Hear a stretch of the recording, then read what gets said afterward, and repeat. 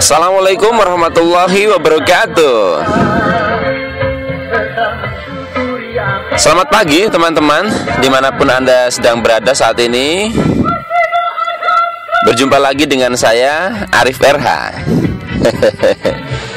dalam program audio yang saya share secara free di dunia maya. Sebuah lagu dari Bang Haji Rhoma Irama ya, dengan judul Stres. Baik, tema yang akan kita bahas pada kesempatan kali ini adalah sisi positif stres. Mungkin ada yang ketika mendengar topik yang barusan saya katakan, ada yang langsung heran ya, loh, mosok sisi positif stres ya, gitu. Jadi teman-teman, kalau Anda pernah mendengar istilah nggodok wedang ya, nggodok wedang itu istilah dalam bahasa Jawa, artinya merebus air.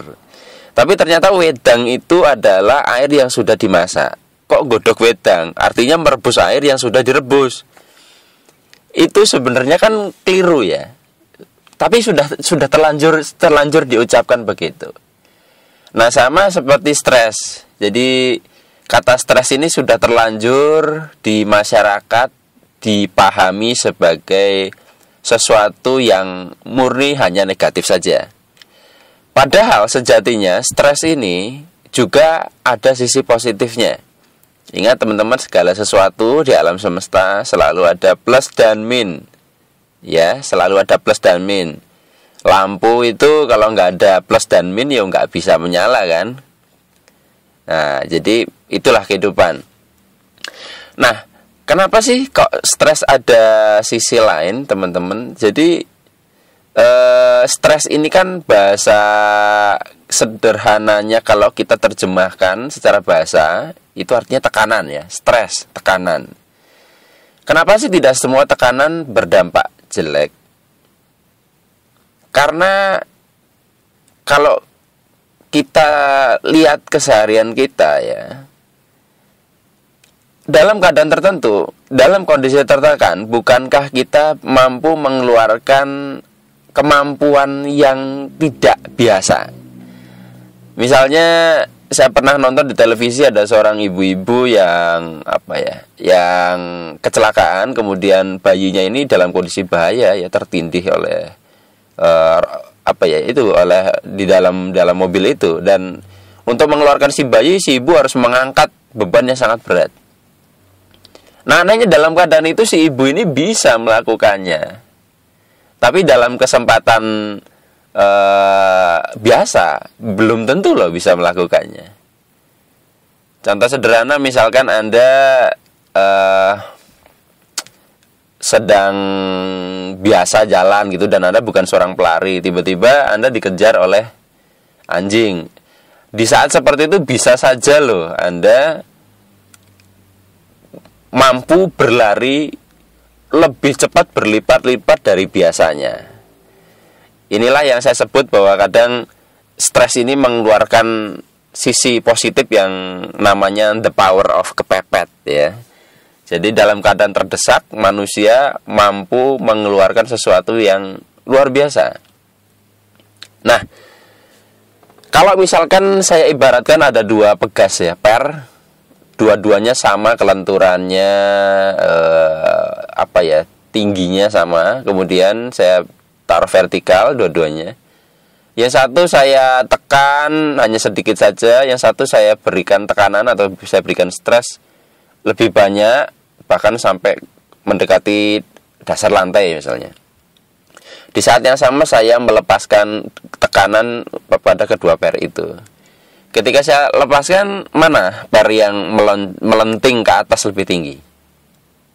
Ya, per yang akan melenting ke atas lebih tinggi adalah per yang diberikan tekanan yang besar, kan? Nah, itu dia, teman-teman. Jadi tidak heran juga kan kenapa banyak orang yang berhasil juga dulunya berasal dari keluarga yang penuh tekanan, penuh stres. Kurang makan, ya kurang biaya, kurang pakaian.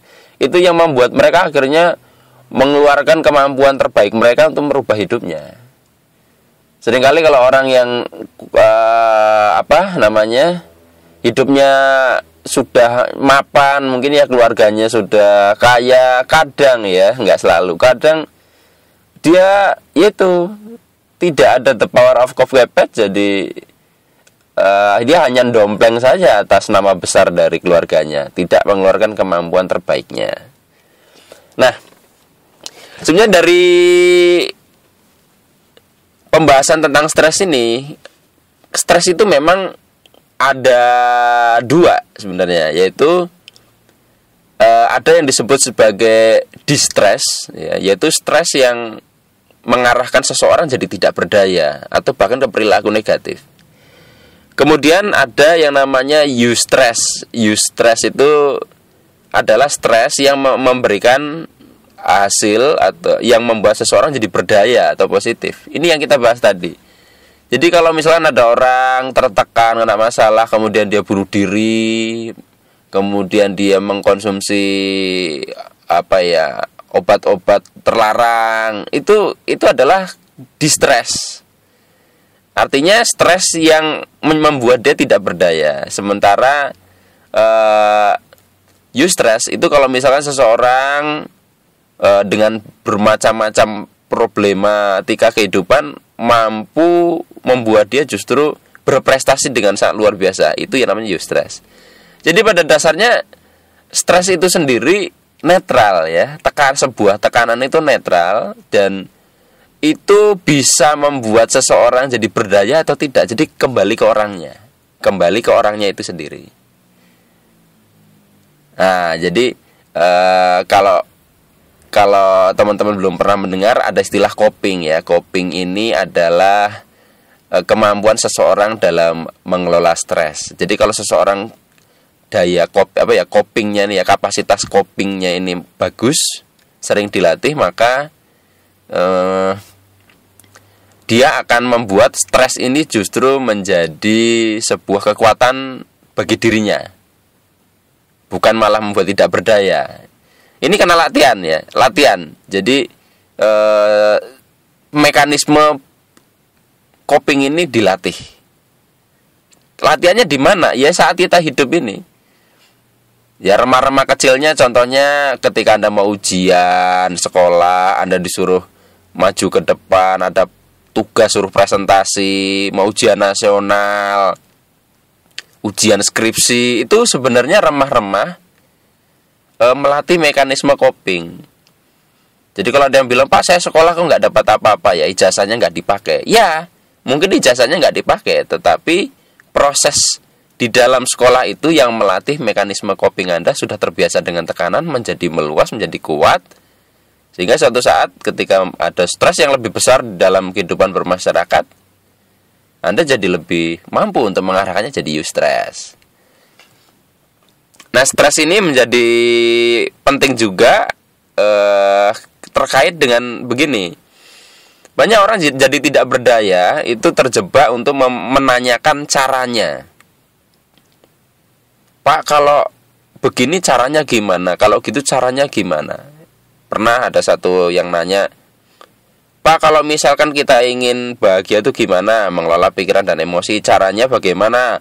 Sudah saya kasih caranya, ditanyakan lagi, caranya gimana? Terus supaya ini caranya gimana? Nggak ada habisnya teman-teman. Dan kalau misalkan saya juga tidak, ya beberapa kali lah ketemu dengan orang yang sudah ikut pelatihan sana sini, ikut belajar teknik ini itu, akhirnya ya tidak mengubah hidupnya. Kenapa? Tidak diaplikasikan. Nah, untuk menjadi seorang praktisi, ya, ini ada dimensi yang penting terkait dengan stres. Jadi, saya pernah singgung ini sedikit di rekaman sebelumnya, saya lupa di topik apa. Jadi, ada dimensi how dan ada dimensi why. How itu tentang bagaimana caranya. Why itu tentang kenapa. Why, kenapa alasannya. Alasan bukan alasan kita ini ya ngeles ya, bukan. Alasan itu sesuatu yang mendorong kita tuh apa. Nah, ini butuh stres. Stres itu untuk mengaktifkan why ini. Karena kalau why-nya tidak tersentuh, maka segala how ini percuma. Misal, ini contoh yang sederhana. Anda sudah tahu caranya mandi, cara mandi yang efektif, cara mandi yang jos, ya. Kemudian pernah nggak Anda pas saat hari Minggu atau apa ya libur, Anda dari pagi sampai sore nggak mandi-mandi kan? Pertanyaannya, apakah karena nggak tahu caranya mandi? Tahu, bahkan sangat ahli. Kenapa? Kok tidak mandi-mandi? Karena Anda belum menemukan alasan untuk mandi. Iya kan? Coba kalau badannya sudah mulai gatal-gatal ya, atau tiba-tiba ada tamu atau pasangan Anda datang ya, calon istri Anda datang, ada sebuah tekanan ya, ada sebuah stres, dan akhirnya menggugah Anda keluar untuk melakukan gitu loh. Nah, saya coba kalau orang bikin skripsi itu bisa berapa lama contohnya? Yang lain nih. Cukup lama loh ya. Saya bisa menyelesaikan skripsi saya 14 hari. Plus saya bantu sekitar 5 orang teman saya yang terancam DO, mereka 12. Makanya saya kasihan, saya bantu. Saya hanya bantu untuk menganalisa data statistiknya aja sih. Dalam 14 hari saya bantu orang lain plus diri saya sendiri. Kenapa? Saat itu saya sudah terancam DO. Saya kuliah 8 tahun lebih.